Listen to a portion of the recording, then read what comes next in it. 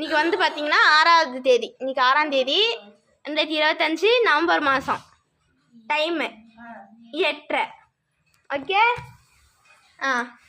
இங்கே பாருங்க, அக்கா அம்மா பை முடிஞ்சு காட்டு. அந்த 10 வருஷம் கழிச்சு இந்த வீடியோ பார்ப்போம். ஹாய்ன்றது 10 வருஷம்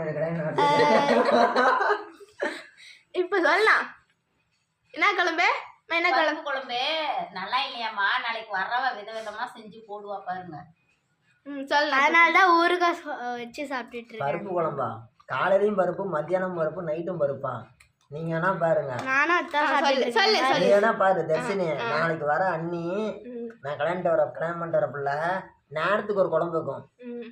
நேரத்துக்கு ஒரு குழம்பு வைக்கும். காலையில செஞ்சதை மதியானம் திங்க மாட்டோம், மதியானம் செஞ்சதை நைட்டு செய்ய மாட்டோம், நைட்டு செஞ்சதை காலையில திங்க மாட்டோம். விதவிதமா செய்வோம். ஒரு நாளைக்கு 3 விதமா செஞ்சு சாப்பிட போறோம். அந்த பிள்ளை செஞ்சு கொடுக்கும். பருப்பு அண்ணனே காலைல என்கிட்ட கேட்கும், என்ன குழம்பு வைக்கலான்ட்டு. வீடியோ அன்னைக்கிட்ட காட்டுறோம். போடு காட்டுறோம். இதே பல்லு காட்டு. எழுதி வச்சுக்கோங்க.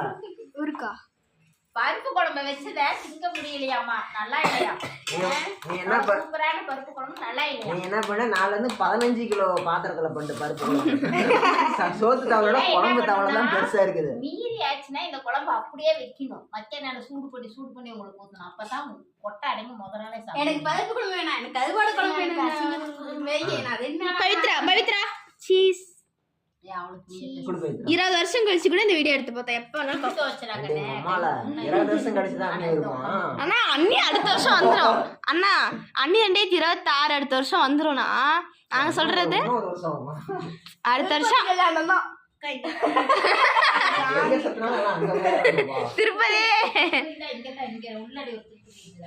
தோப்பு கோயிலு. அண்ணி வந்ததுக்கு அப்புறம் கஞ்சி சோறு தான் பாருங்க. கஞ்சி சோறு தான் இருக்கும். தினைக்கும் பிரியாணி சாப்பிட்ற அளவுக்கு காசெல்லாம் இருக்கும்.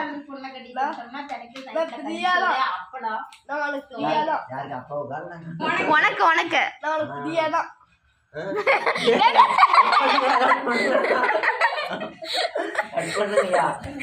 சொல்லிட்டு உனக்கு SS மாதிரியா? SS விட்டு எந்த நீ வருதோ தெரியல.